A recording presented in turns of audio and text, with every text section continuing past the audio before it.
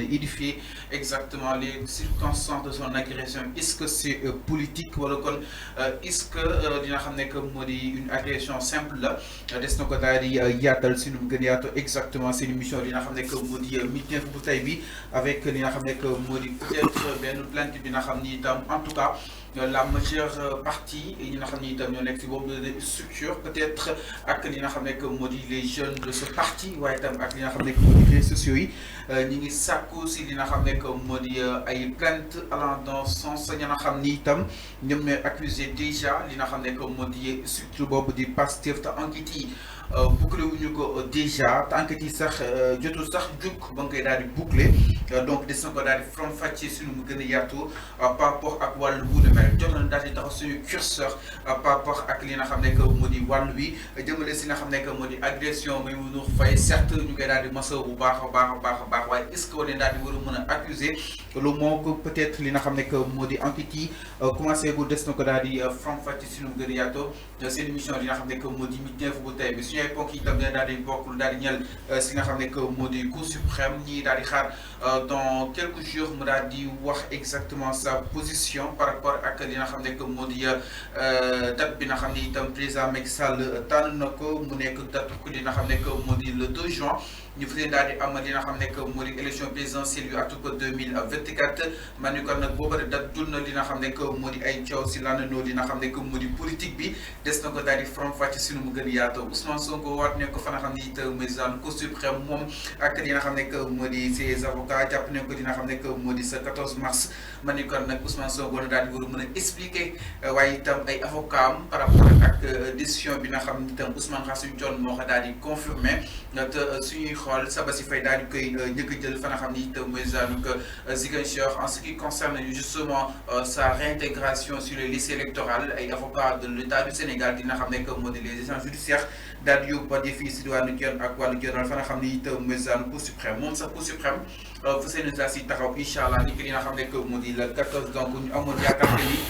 ces avocats là doon daal di forkuloo par rapport ak date bi nga xam ni itam joxoon na leen ko donc xel mën a jàpp ni yëf na dinañ ko daal di attewaat devant li nga xam ne que moo di la Cour suprême jàpp nañ ko ni ki li nga xam ne que moo di ce 14 mars si kanamu yoon ak wàllu Dione ñu daal di xool ma xam Cour suprême day daal di confirmer wala comme day daal di infirmer sa la nga xam ni itam le juge Sabassi Faye ak le juge Ousmane Khassim Dione jël nañ ko si ki nga xam ne que moo di mbiru Ousmane Sonko des na ko daal di yaatu suñu gën yaatu suñu ay ponk donc jot nañ daal di dox suñu waxtaan ànd seeg suñu juriste ki nga xam ne que moo di Yahya alors sans doute da ngay daal di doxee par rapport ak l'actualité judiciaire Yahya ki nga xam ne que moo di Ousmane Sonko daal di koy génne woon si li nga xam ne que moo di liste yi jëm si mbiru li nga xam ne que moo di contumace parce que danoo daal di jàpp ni ay avocat Ousmane Sonko ban daal di koy tegeel loxo le contumace daal di kase wu exactement Ismaïla Madior Fall et les agents judiciaires de l'État du Sénégal jàpp ni déet demeewul noonu parce que jàppewuñu ko les faits similaires ak li nga xam ni itam si woon na ko daal di jàppee di li nga xam ne que moo di la corruption de la jeunesse alors daal di koy jàppee woon si vol de téléphone ba daal fi juróom coow nag yéen juristes yi ngeen avancé woon des articles lu si mel li nga xam ne que moo di 307 et consort alors tey jii li nga xam ne que moo di les agents judiciaires de l'État du Sénégal déposé nañ li nga xam ne que moo di recours maanaam seen ko pourvoi allant dans ce sens la Cour suprême va sans doute justement situer par rapport ak wàllu bu nu mel ban analyse nga siy def concrètement par rapport ak li nga xam ne que moo di cette réactualisation bi nga xam ni itam Cour suprême suñu war na li nga xam ne que moo di mbiri allant dans ce sens daal koy àtte. waaw déjà dañuy commencer par nakarlu li fi am ces derniers jours dañ koy commencer par nakarlu ko. Parce que, indépendamment du cas de Maïmouna Ndour Faye, on a vu que ni récemment am na bateau bu nërmeelu ci wetu Ndar def ay décès yu bëre ñu ngi mastaw déjà sénégalais yi ñu seetaan it di mastaw mbokk yi ñi seen mbokk yi gaañu vraiment di wax ne ñu ngi leen di ñaanal ñoom ñëpp fu ñuy dem gënal leen fu ñu jugee di profité di masaw waale Maïmouna Ndour Faye parce que la violence moom mënuñu ko cautionner ci benn boor. Toutefois bon gis nañ ne avant ma ñëw sa question gis nañ ne analyse bi ñuy def ci wala précipitation bi ñuy def ci ci li dal journaliste Maïmouna Ndour Faye moom la ñuy jeexalee effectivement suñ ñëwee ci kaw Ousmane Sonko il ne faut pas oublier que moom le fait que bokkul ci élection yi du affaire ni radiation ni contumace bi li tax bokkul ci élection yi wala lu tax dugalañ ko ci élection yi mu ngi nekk ci wàllu diffamation bu mu def en fin de compte noonu lañ ko bloqué ci diffamation bi mais loolu noonu li muy indi mooy soo xoolee la procédure judiciaire ni ñu ko utiliser depuis quelques années ça a créé beaucoup de problèmes c'est la raison pour laquelle aujourd'hui beaucoup de juristes doivent se retourner wala doivent se concentrer sur les réformes judiciaires parce que les réformes judiciaires aujourd'hui constituent c'est-à-dire c'est un défi pour la reconstruction et la reconstruction de notre pays parce que on voit que durant ces 10 dernières années la justice a été vraiment la truelle bi jàppale gouvernement bi pour mu def lépp lu mu war a mën a def du début jusqu'à la fin on a constaté que l'affaire Ousmane Sonko dans toutes les affaires que c'était des affaires qui n'étaient pas absolument de manière absolue des affaires juridiques c'était aussi des affaires yi laal wàllu politique en grande partie sur le calendrier des affaires judiciaires sur juges yi ni ñu leen di déplacer sur atte yi nu muy demee lépp daal lépp dafa politique la gën a jege que droit maintenant aujourd'hui nous sommes dans une situation qui est un peu compliquée mooy ñu ngi dem ci ay élections yoo xam ne moom ci boppam dañ ko ci génne dugal ci Bassirou Diomaye Faye mi nekk Pastef ak bien d'autres candidats la question qu'on devrait se poser mooy même si on a fait des recours même si on doit aller devant la cour de devant le nu mu tudd ça la cour suprême devant la cour suprême di nga gis ne la véritable question mooy comment faire aujourd'hui pour xool ndax dañuy jeexal procédure bi wala dañuy reprendre une nouvelle procédure foofu la véritable question nekk et ça mu ngi dépendre si conseil constitutionnel parce que il ne faut pas oublier que à partir du 2 avril on peut avoir deux situations première situation bi article 31 de la constitution moo koy prévoir mu ni foofu noonu su nekkee dafa am yenn melokaan yi am c'est-à-dire décès wala ay empêchement foofu vacance de pouvoir la ñuy constater foofu article 31 moo ko wax mais article 39 moom démission la wax démission on parle de suppléance c'est deux procédures qui sont différentes mais ñaar yooyu bu ci mënti am président assemblée mooy ñëw continuer sur su ko conseil constitutionnel constaté day ñëw continuer procédure maintenant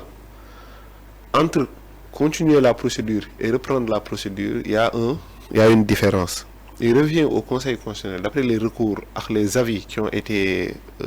amenés devant le conseil constitutionnel. Il lui revient aujourd'hui de voir si on doit reprendre la procédure ou si on doit continuer sur la procédure parce qu'en droit dafa am lu ñuy wax des droits acquis mënoo jël ay nit yoo xam ne ils ont des acquis ba pare dugal nañ leen ci procédure nga ne non on va revoir toute la procédure ça crée un problème. Deuxièmement bu ñu jëlee première décision au conseil constitutionnel dafa maintenir liste bi ñu jëlaat décision Rose Wardini mu reconfirmer la liste donc aujourd'hui à travers sa décision lan lañ ci mën a comprendre mooy il faudrait continuer sur la procédure et ne pas reprendre la procédure parce que même su président assemblée ñëwee am na ay prérogatives yu bëri yoo xam ne amu ko mënul réviser des lois constitutionnelles mënul jël ay mënul def un gouvernement tout ça ce sont des limites yu ñu tegal président assemblée nationale moom sa mission mooy continuer sur la procédure maintenant bokku Pastef bokku Ousmane Sonko va revenir si ni conseil constitutionnel di gérer le dossier te le dossier en tout état de cause ni ñu ko war a gérer mooy continuer la procédure. Alors mais Yaya suñ la fàttee tuuti dina xam ne que moo di justement l'historique des faits par rapport ak li nga xam ne itam taxoon na jaari génn Ousmane Sonko si nga xam ne que moo di liste électorale yi bokk na ñu ne li nga xam ne que moo di le contumax ñaari juge infirmé li nga xam ne que moo di maître El Hadji Diouf et compagnie ak ñoom maître Moussa Yoro Diallo